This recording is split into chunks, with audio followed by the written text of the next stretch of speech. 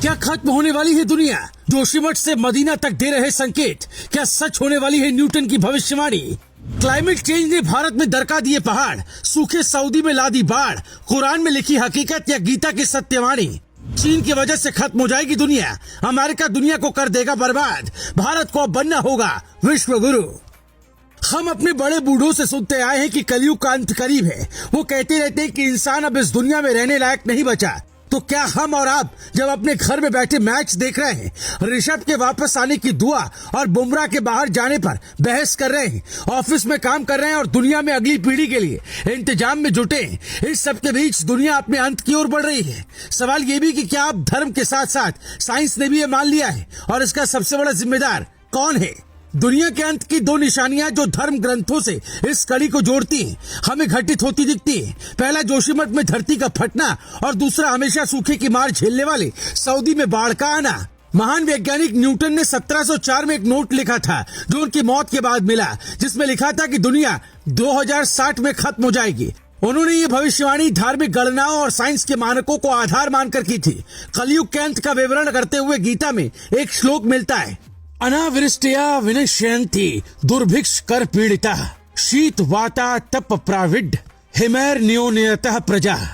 जिसका मतलब है कभी बारिश नहीं होगी, कभी सूखा पड़ जाएगा, कभी कड़ाके की सर्दी पड़ेगी तो कभी भीषण गर्मी हो जाएगी, कभी आंधी आएगी तो कभी बाढ़ आ जाएगी। इन परिस्थितियों से लोग परेशान होंगे और नष्ट होते जाएंगे। इस श्लोक को आज के संदर्भों से मिलाकर देख लीजिए। उत्तराखंड में आई जल प्रलय को अभी ज्यादा दिन नहीं हुए, अब जोशीमठ में जमीन दरकने लगी है, बड़ी बड़ी दरारें आ गई हैं, घरों की दीवारें दो फाड़ हो गई हैं। अगर इस्लाम के हिसाब से भी देखें तो मोहम्मद साहब ने कयामत की जो निशानियां बताई थी उनमें से एक थी कि अरब की धरती हरी भरी हो जाएगी, वहां नदियां बहने लगेंगी। आप जानते हैं कि सऊदी अरब में एक भी नदी नहीं है, वहां नाम मात्र की बारिश होती है, लेकिन अब वहां बाढ़ आ गई है। इतनी बारिश हो रही कि गाड़ियां बह गई है, लोगों के घरों में पानी भर गया है, दुकानें बंद हो गई है। ईसाइयों की पवित्र किताब बाइबल में भी इसका जिक्र है कि दुनिया के अंतिम वक्त में भूकंप आएंगे, युद्ध होंगे और भूखमरी फैलेगी।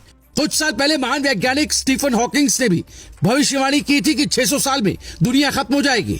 अगर हम इन सब बातों को दरकिनार कर भी दें और सिर्फ साइंस को सर्वोपरि माने तो मिस्र में हुए संयुक्त राष्ट्र जलवायु शिखर सम्मेलन के बीच आई ग्लोबल कार्बन बजट 2022 रिपोर्ट में कहा गया कि साल 2022 में 40.6 बिलियन टन CO2 यानी कार्बन डाइऑक्साइड दुनिया ने छोड़ी, जो 2019 के उच्चतम वार्षिक उत्सर्जन 40.9 बिलियन टन CO2 के करीब है। इसका मतलब है कि धरती गर्म हो रही है, हम कार्बन डाइऑक्साइड ज्यादा छोड़ रहे हैं और ऑक्सीजन की मात्रा कम हो रही है, जिसका असर हमें बारिश वाली जगहों पर सूखे और सूखे स्थानों पर बारिश के रूप में दिख रहा है। भूकंपों की संख्या भी बढ़ रही है। 8वीं क्लास की विज्ञान की किताब में ही सब समझाया गया था कि हम कार्बन डाइऑक्साइड बाहर फेंकते हैं और सांस के साथ ऑक्सीजन अंदर लेते हैं जो हमें पेड़ों से मिलती है, पर पेड़ों को तो हम काटने में लगे। लेकिन इसके लिए जिम्मेदार कौन है?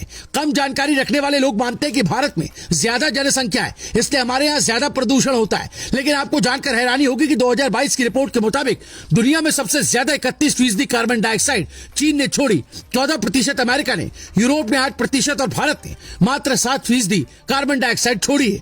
मतलब दुनिया की करतूतों का हर्जाना हमको भी भरना पड़ेगा और दुनिया को कोसने वाले देश अपने गिरेबान में नहीं झांकेंगे।